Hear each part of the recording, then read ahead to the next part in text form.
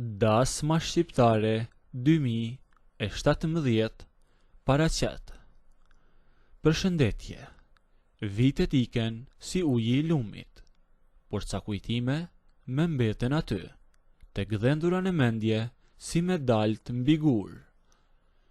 Unë që po ju rrefehem sot, I kam mbushur të 40. Nuk jam me ajo vajza e ndrojtur, ajo nusja e re që e mbyll të gojen e ul të syt kur I flisnin me të mëdhenjt. Jeta me ka rahur mirë, por ka ca ngjarje që të pjekin para kohe, ca zjarre që ndizen e nuk fiken me kurr, sa do ujë të hedhesh mbi to.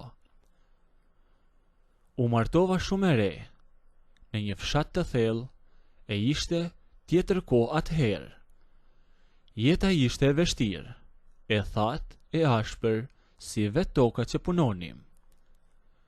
Kisha hyrë në një derë të madhe, në një familje me shumë njerëz, dhe puna e bujqësisë nuk mbaronte kurrë. Mbjellnim tokën me misër, e gjithë ditën ishim me shat në dorë të përkullur në ndjell. Burri im kishte një xhaxha, por ai ishte aq I pjekur e I bëshem nga ata burra që kur esnin e tundnin tokën. Kishte një shikim të rënd, një zë që gufonte kur fliste ai. Në shtëpi rregulli ishte I prerë. Te gjithë familjarët, burri im, pleqt, kunatat, çoheshin pa gdhir, e shkonin në ar për të punuar tokën. Unë si nusja me e re rria në shtëpi, dizja zjarin, bëja gati gjellën, gatuaja bukën dhe në mesdit, kur dielli të çante kokën e të pishte të rut, unë garkoja trastat me ushqim, mbushja paguret me ujë të ftohtë dhe nisesha në këmbë drejt tokave tona. Rruga ishte e gjatë, e pluhurosur, gjarperonte përmes kodrave e fushave. Ajo barë që mbaja çdo ditë ishte e rëndë, por s'kisha ç'të bëja. Nisesha e vetme, me djersën që më rridhte nga balli e më ngjiste fustanin e lehtë pas trupit. Një ditë prej ditësh, zhegu ishte aq I madh, sa që edhe gjinkallat sikur kishin pushuar se kënduarin nga vapa. Isha duke ecur mes pluhurit, e ngarkuar me 2 trasta të mëdha plot me ushqim për të gjithë punëtorët. Fryma po me merrej, kur diku, në mes të rrugës, dëgjoj hapa të rënd pas meje. Kthej kokën dhe shoh atë, xhaxhain. Atë ditë kishte pasur një punë në qendër të fshatit e ishte vonuar, ndaj po vinte vetëm, pas meje.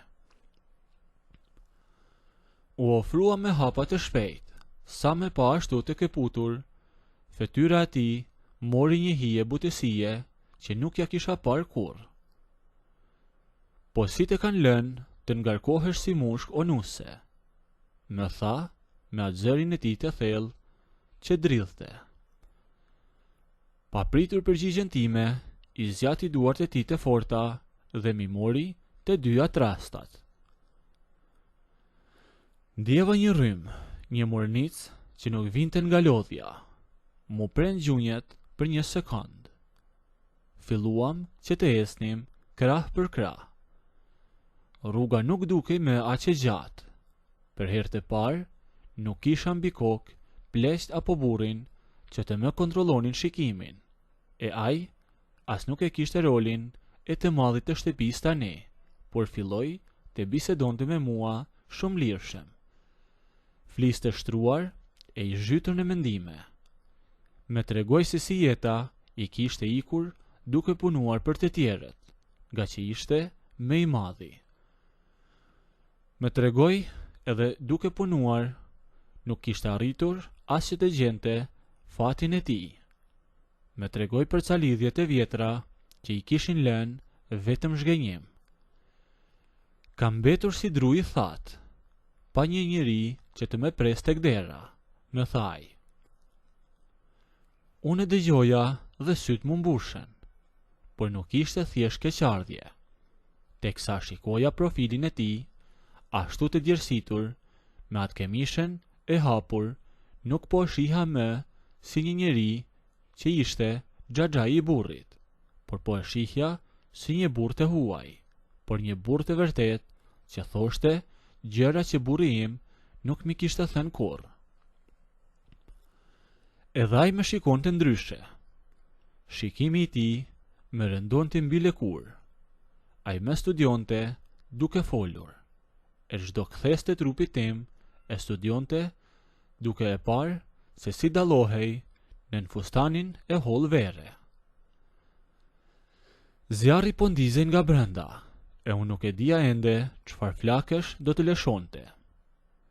Dielli në anën tjetër po na përvelonte, e nuk mund të esni më ashtu në rrugë të hapur. Ishte e pamundur. Hajde të hapimi pak nga rruga, të futemi aty poshtë, e të pushojmë pak, e të fshehim kokën nga ky diell. Më tha ai befas, duke treguar me kokë nga një ar që nuk ishte e jona. Ishte një tokë huaj, e mbjell me misër, aq të lartë sa të mbulonte kokën.